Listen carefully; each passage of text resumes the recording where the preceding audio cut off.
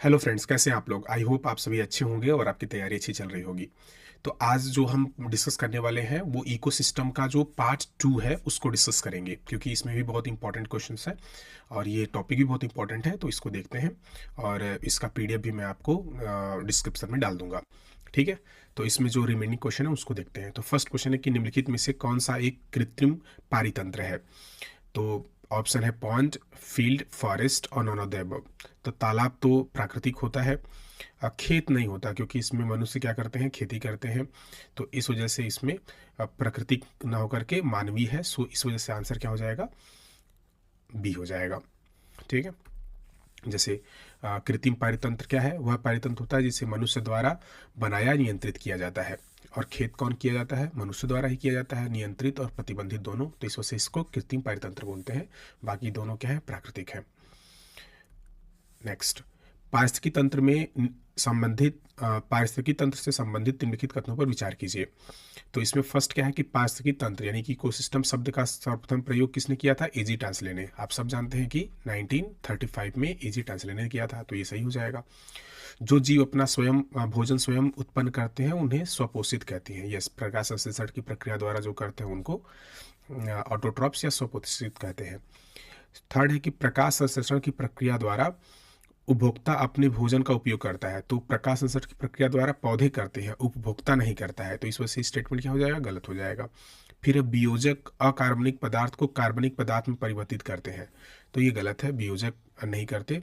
ठीक है, और इस वजह से ये फोर्थ क्या हो जाएगा, गलत हो जाएगा। तो हमारे पास फर्स्ट और सेकेंड जो है वो क्या है, सही है। तो ऑप्शन ए सही हो जाएगा।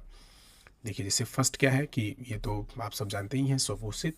और ये उपभोक्ता क्या करते हैं, स्वयं भोजन नहीं बनाते हैं, अन्य जीवों पर निर्भर रहते हैं। और वियोजक मृत पदार्थ को कार्बनिक से अकार्बनिक में बदलता है।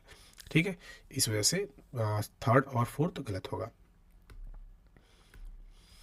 नेक्स्ट है, which of the following is an artificial ecosystem, यानी कि कृत्रिम कौन सा है। तो अभी हमने खेत देखा, तो खेत किसका भी हो, चाहे गेहूं का हो, धान का हो, तो सभी क्या हो जाएंगे, कृत्रिम पारितंत्र होंगे। सो ऑप्शन क्या हो जाएगा, ये हो जाएगा। फॉरेस्ट प्राकृतिक है, घास और झील ये तीनों क्या है, प्राकृतिक पारितंत्र है। ठीक है, तो यहाँ पर दिया है कि इसका रख रखाव मनुष्य द्वारा किया जाता है, सिंचाई, उर्वरक, देखभाल की आवश्यकता होती है, इससे ये कृत्रिम पारितंत्र है। बाकी ये तीनों क्या है, प्राकृतिक पारितंत्र है। नेक्स्ट, निम्नलिखित में से कौन सा एक पारिस्थितिकी तंत्र पृथ्वी के सर्वाधिक क्षेत्र में फैला हुआ है, यानी कि सबसे अधिक एरिया में कवर किया गया है। तो ऑप्शन ये है मरुस्थल, नहीं ये नहीं होगा। ग्रासलैंड नहीं होगा। पर्वतीय नहीं। समुद्र, समुद्र आप देखेंगे कि लगभग 71% तक पूरे पृथ्वी पर फैला हुआ है। तो मैरीन इसको बोल सकते हैं या ओशन भी बोल सकते हैं। ठीक है, या समुद्र भी बोल सकते हैं, महासमुद्र या महासागर या महासागर, ज़्यादा सही महासागर होगा। So answer is D. ठीक है, जैसे है ना कि सामुद्रिक पारिस्थितिकी तंत्र पृथ्वी के सबसे बड़े पारिस्थितिकी तंत्रों में से एक है। से लगभग 71% भाग ओशन से ढका हुआ है, जिसमें समुद्र है, महासागर है, कोरल रीफ्स है, खाड़ियाँ शामिल है। इस वजह से ये सामुद्रिक पारिस्थितिकी तंत्र पृथ्वी का सबसे बड़ा है। ठीक है, इसका इंग्लिश में भी एक्सप्लेनेशन है, देख लीजिएगा जो इंग्लिश मीडियम के बच्चे हैं वो सब। चलिए, फिफ्थ है कि सबसे अधिक स्थिर पारिस्थितिकी तंत्र कौन सा है, यानी कि सबसे स्टेबल कौन सा है। तो ऑप्शन क्या है, ये सागरीय या मरीन या ओशन जहाँ पर है, तो यही होगा। ठीक है, वन नहीं, ये तो आप देखेंगे कि उजड़ता रहता है, बनता रहता है। पर्वत स्थिर नहीं है, कभी इसमें टेक्टोनिक एक्टिविटी होगी तो ये अस्थिर हो जाएंगे। मरुस्थल भी आप बनते बिगड़ते रहते हैं। सो अगर स्टेबल सबसे कहा जाए तो क्या हो जाएगा, सागर हो जाएगा, दैट मीन की ओशंस। तो देख लीजिए यहाँ पर ये सबसे स्टेबल माना जाता है सागरीय पारिस्थितिकी तंत्र को, और बहुत विशाल क्षेत्र होते हैं इस वजह से। और स्थिरता का सबसे बड़ा रीज़न ये है कि ये धीरे धीरे इसमें परिवर्तन होता है, सडनली परिवर्तन नहीं होता है। यानी कि यहाँ तापमान, लवणता और अन्य पर्यावरणीय परिस्थितियों में परिवर्तन बहुत धीरे धीरे होता है। इस वजह से ये क्या है, स्थिर है। और विशाल जलराशिकरण, पर्यावरणीय उतार चढ़ाव पर भी प्रभाव कम पड़ता है, इसलिए सागरीय पारिस्थितिकी तंत्र सबसे अधिक स्थिर माना जाता है। ठीक है, याद रखना। चलिए, 6 है, एक घास स्थलीय पारिस्थितिकी तंत्र के खाद्य श्रृंखला में विभिन्न घटकों का सही क्रम है। सही यानी कि आप किसी भी इकोसिस्टम में देखेंगे तो फूड चेन का एक सही रेंज क्या होगा। तो घास जो कि प्राइमरी प्रोड्यूसर है, और फिर ये प्राइमरी कंज्यूमर हो जाएगा टिड्डा, यानी घास जो है, टिड्डा घास को खाएगा और टिड्डे को मेढक खाएगा, मेढक को सांप खा जाएगा। तो यही वाला सीरीज सही है, ठीक है। यहाँ पर मेढक बाद में है तो ये भी गलत हो जाएगा, टिड्डा पहले आ गया घास बाद में तो भी गलत हो जाएगा, टिड्डा और घास सबसे, ये तो सबसे उल्टा दे दिया, ये तो गलत हो जाएगा। सो आंसर क्या हो जाएगा, ये हो जाएगा, ठीक है। तो क्या होता है फूड चेन, यानी कि फूड चेन में, यानी कि खाद्य श्रृंखला में ऊर्जा का प्रवाह पहले उत्पादक, फिर उपभोक्ता, फिर उच्च उपभोक्ता। उपभोक्ता में भी आप प्राइमरी सेकेंडरी आता है। जैसे टिड्डा क्या है, घास क्या है, प्रोड्यूसर है, उत्पादक है। टिड्डा क्या है, प्राथमिक कंज्यूमर है, प्राइमरी कंज्यूमर है। मेढक सेकेंडरी है। सर्प क्या है, टर्शियरी है। इस वजह से ये घास, टिड्डा, मेढक, सर्प, ये काफ़ी अच्छा एग्जाम्पल भी है, इसको याद रखना, नोट भी कर लीजिएगा।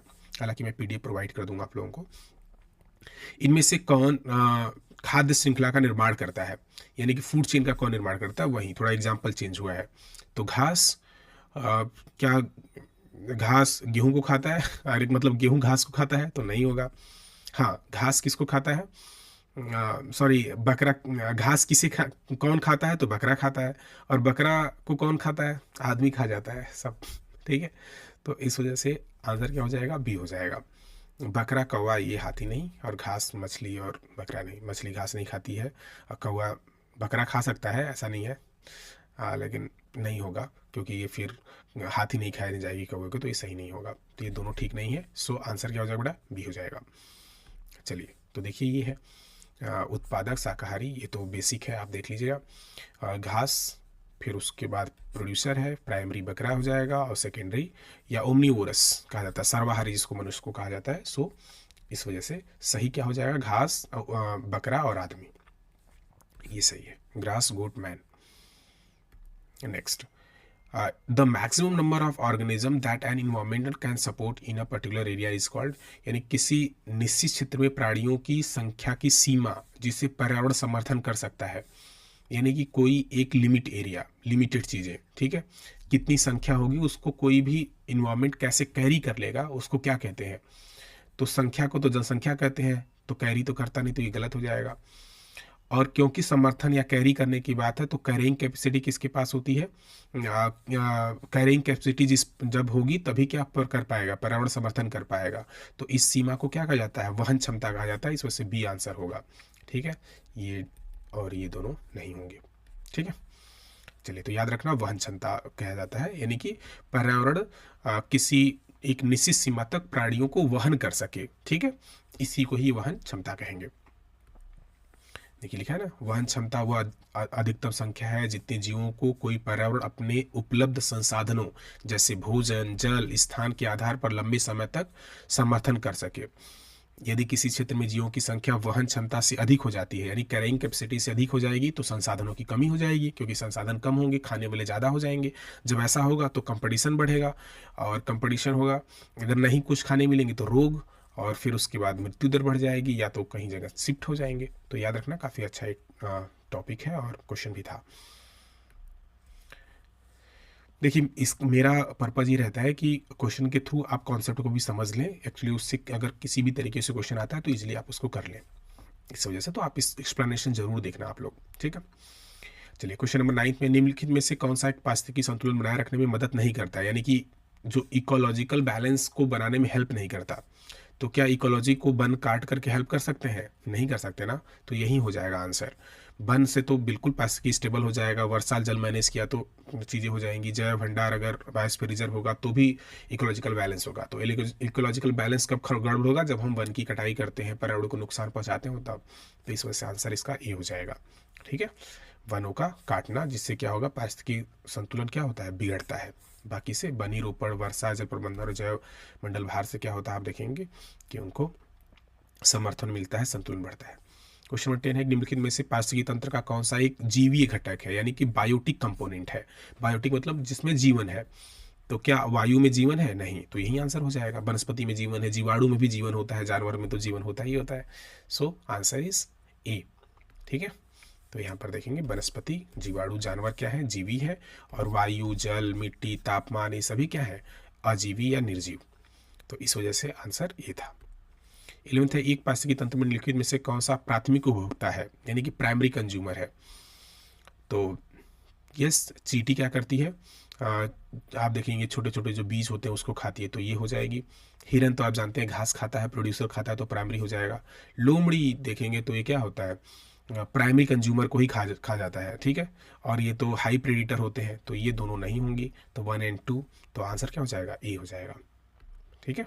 जैसे आप यहाँ पर देख रहे हैं कि चींटी पौधों या बीजों पर निर्भर होती है, हिरण क्या है शाकाहारी है, तो प्राथमिक उपभोक्ता हो जाएगा। लोमड़ी क्या है, द्वितीय उपभोक्ता है, और ये टर्सरी कंज्यूमर है, तो ये दोनों देख लेना।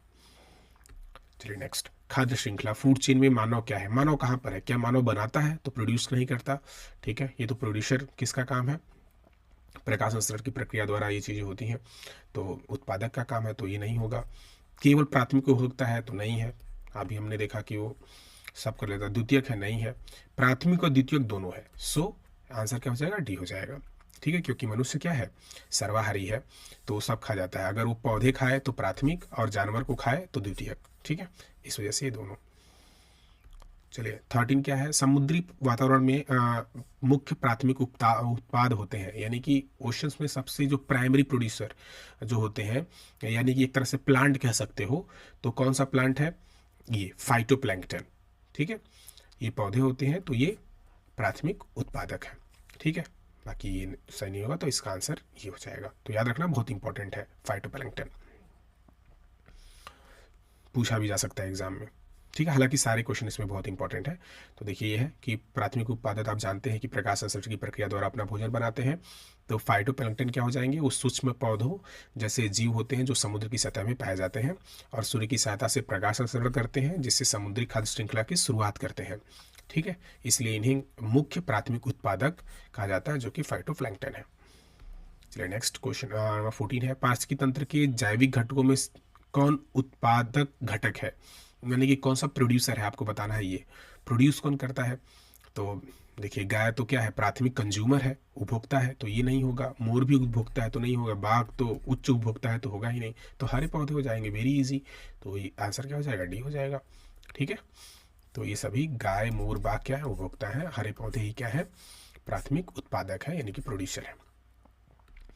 नेक्स्ट, पोषण स्तर के अंतर्गत आते हैं प्रथम पोषण, यानी कि फर्स्ट ट्रॉफिक लेवल में कौन आते हैं, तो शाकाहारी जंतु, मांसाहारी, सर्वभक्षी जंतु, हरितपादक। तो देखिए शाकाहारी द्वितीय लेवल पे आएंगे, सेकेंडरी टर्सरी पर आएंगे। मांसाहारी तीसरी पर आ सकते हैं, ये चौथी पर आ सकते हैं, ठीक है। तो जो ग्रीन प्लांट होते हैं, जो प्राइमरी प्रोड्यूसर होते हैं या जो प्रोड्यूसर होते हैं, वो किस में आ जाएंगे, फर्स्ट ट्रॉफिक लेवल पर आ जाएंगे, फर्स्ट डिग्री पर। इसको 1-2 डिग्री के अकॉर्डिंग इसको रिप्रेजेंट करते हैं, ठीक है। तो आप देखेंगे ये है प्रथम उपभोक्तक में कौन आ जाता है, ग्रीन प्लांट आ जाते हैं, जो कि उत्पादक है, और बाकी द्वितीय के स्तर पर शाकाहारी, तृतीय में मांसाहारी आते हैं। सो इस वजह से क्या हो जाएगा, फर्स्ट। 16, भारत में पारिस्थितिकी असंतुलन का निम्नलिखित में से कौन सा एक प्रमुख कारण है, तो पारिस्थितिकी असंतुलन का प्रमुख कारण क्या हो जाएगा, डिफॉरेस्टेशन, वनों का काटना। अभी हमने इसके पहले भी देखा था, तो आंसर ही हो जाएगा। और मरुस्थलीकरण, बाढ़ एवं अकाल, वर्षा की परिवर्तन। देखो ये सब जो मरुस्थलीकरण है, बाढ़ एवं अकाल है, वर्षा की परिवर्तनीयता है या परिवर्तनता है, ये सब भी क्या है, पारिस्थितिकी असंतुलन का कारण है। लेकिन इसमें पूछा है प्रमुख कारण, क्योंकि अगर आपने वन को कट कर दिया तो क्या हो जाएगा, मरुस्थल बनने लगेंगे, और फिर उन एरिया में अकाल और बाढ़ की समस्या बनेगी, और वर्षा भी, जहाँ वन नहीं होंगे वहाँ वर्षा नहीं आएगी। तो सबसे प्रमुख पूछा है, तो आंसर ही होगा। बाकी तो ये सब है, ठीक है, याद रखना। इनके कारण ही बाकी तीनों आते हैं, ठीक है। इसमें दिया है, ठीक है, कि वनोन्मूलन पारिस्थितिकी असंतुलन का मुख्य कारण माना जाता है, बाकी इनकी वजह से होता है, ठीक है। चलिए 17 है, जैविक एवं अजैविक घटकों के मध्य बिचौलिए का कार्य कौन करता है, यानी कि इंटरमीडिएट्स का काम कौन करता है, तो क्या परजीवी करते हैं, नहीं, हाँ डीकम्पोजर करते हैं। डीकम्पोजर का काम है बायोटिक और एबायोटिक के बीच में इंटरमीडिएटरी का काम करना। बाकी तो ये होगा नहीं, तो सो आंसर क्या हो जाएगा, बी हो जाएगा, ठीक है। क्योंकि बियोजक जैसे बैक्टीरिया और फफूंद मृत पौधों और जानवरों को विघटित कर देंगे, तो ये मृत जैव पदार्थ को क्या करते हैं, अकार्बनिक में, यानी कि कार्बनिक से अकार्बनिक में बदल देते हैं, जिससे मिट्टी, जल और वायु आपस में मिल जाएंगे, और जब ये मिल जाएंगे तो फिर से आप देखेंगे कि ये पौधों के लिए हेल्प करते हैं वृद्धि की में। तो इस वजह से ये मध्य के इंटरमीडिएट्स होते हैं। 18 देखिए, निम्नलिखित में से किस कार्य को पारिस्थितिकी संतुलन बिगड़ता है किस कार्य से, यानी कि इकोलॉजिकल बैलेंस किससे बिगड़ जाएगा, लकड़ी काटने से, सामाजिक वानिकी से, वन महोत्सव से या वन रोपण से। तो देखिए, अगर किसी भी पारिस्थितिकी संतुलन अगर बिगड़ेगा तो किसे बढ़ेगा कि आप क्या कर दें, वहाँ पर लकड़ी काटना शुरू कर दें, कटिंग ऑफ वुड्स, ठीक है। तो वहाँ का कोई भी अगर आप पेड़ काटें, लकड़ी काटें, किसी भी तरीके का अगर पारिस्थितिकी तंत्र में जो इकोलॉजी को डिस्टर्ब करेंगे वो सब आ जाएगा। तो यहाँ पर सामाजिक वानिकी का मतलब है कि मिलजुल करके प्लांट लगाना, वन महोत्सव मतलब कि वन को सेलिब्रेट करना, और वन रोपण मतलब पौधे लगाना ही है। तो इस वजह से आंसर क्या हो जाएगा, ए हो जाएगा। तो याद रखना, ठीक है। लकड़ी काटना या वनों की कटाई ही क्या कहता है, पारिस्थितिकी संतुलन को बढ़ाता है, बाकी तो सब हेल्प करते हैं। सेकेंड लास्ट क्वेश्चन है, निम्नलिखित में से किसका पारिस्थितिकी संतुलन से संबंध नहीं है। तो किसका है भाई, जल प्रबंधन तो जरूरी है, तभी तो पारिस्थितिकी संतुलित रहेगी। वन रोपण भी जरूरी है, और औद्योगिक प्रबंधन जरूरी नहीं है। औद्योगिक प्रबंधन से कोई यहाँ पर नहीं है। हाँ, वन्य जीव सुरक्षा जरूरी है। तो आंसर क्या हो जाएगा, सी हो जाएगा इसका, इकोलॉजिकल बैलेंस के लिए। काफी अच्छा क्वेश्चन था। चलिए नेक्स्ट। हाँ, तो यहाँ पर आप देखेंगे कि जल प्रबंधन तो संरक्षण करता है, वन रोपण भी करता है, वन्य जीव सुरक्षा करता है, लेकिन औद्योगिक प्रबंधन जो है वो आप देखेंगे सीधे संतुलन से संबंधित नहीं है, ठीक है। तो हाँ, लास्ट क्वेश्चन है, निम्नलिखित युग्मों में से कौन सही सुलमित है, यानी कि कौन किसका मैच सही है। तो ये क्या है, पर्वत। पर्वत में क्या है कि सर्वाधिक स्थायी पारिस्थितिकी तंत्र। तो स्थायी पर्वत तो नहीं होते हैं, क्या होता है, समुद्र होता है, ठीक है। अभी हमने देखा था पहले क्लास प्रीवियस क्वेश्चंस में, तो ये तो नहीं होगा, ठीक है। फिर है अजैविक अवयव, यानी कि जीवाणु में तो जीव पाए जाते हैं, तो ये अजैविक, ये बायोटिक निर्जीव नहीं होगा, तो ये भी आंसर नहीं होगा। हरे पौधे पारिस्थितिकी तंत्र, देखिए इनडायरेक्टली तो हो सकता है, बट हरे पौधे क्या है, उत्पादक का काम करते हैं, ये पारिस्थितिकी तंत्र के भाग है, मतलब डायरेक्टली भाग नहीं आएंगे, ठीक है। तो हरे पौधे इसका आंसर नहीं होगा। और वर्षा, ग्लोबल वार्मिंग, तो ग्लोबल वार्मिंग से वर्षा का कोई मतलब, डायरेक्ट कोई मतलब नहीं है, ठीक है। तो ये भी आंसर नहीं होगा। तो इनमें कोई भी आंसर नहीं है एक्चुअली, ठीक है। तो याद रखना, जैसे यहाँ है ना कि सबसे अधिक स्थिर पारिस्थितिकी तंत्र सागरी होता है, पर्वतीय नहीं। फिर जीवाणु जीवित होते हैं, जैविक घटक है, अजैविक नहीं। हरे पौधे पारिस्थितिकी तंत्र के उत्पादक है, पारिस्थितिकी स्वयं पारिस्थितिकी तंत्र नहीं है, इससे मैचिंग नहीं होगा। और वर्षा जल चक्र यानी कि हाइड्रोलॉजी से संबंधित होते हैं, सीधे ग्लोबल वार्मिंग से जुड़ा हुआ नहीं है, तो इसमें कोई भी ऑप्शन सही नहीं था, ठीक है। ओके, तो ये लास्ट क्वेश्चन था। Thank you to all. I hope आपको सेशन समझ में आया होगा और आपकी एग्ज़ाम में काफ़ी हेल्प करने वाला है। तो प्लीज़ आप इसको एक दूसरे के साथ शेयर करें, और अगर चैनल पसंद आ रहा है तो इसको लाइक करें, शेयर करें और सब्सक्राइब करें। Thank you all, have a good day.